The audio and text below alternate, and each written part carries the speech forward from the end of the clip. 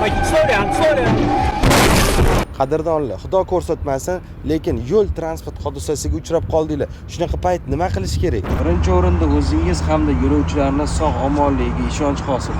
Keyin esa avarinka tugmasini bosib qo'ygan holatda mashinaga nima bo'lganini tushib qarasak bo'ladi. Keyin esa avariya belgini olib, shahar ichida 15 metr, shahar chekkasida 30 metr oldinroqqa mashinalar kelayotgan tomonga o'rnatamiz. Keyingi ishimiz mashinaga yetgan zararni ko'zdan kechiramiz va ikkinchi tomon bilan kelishishni boshlaymiz. Bu yerda bizda ikkita variant bor.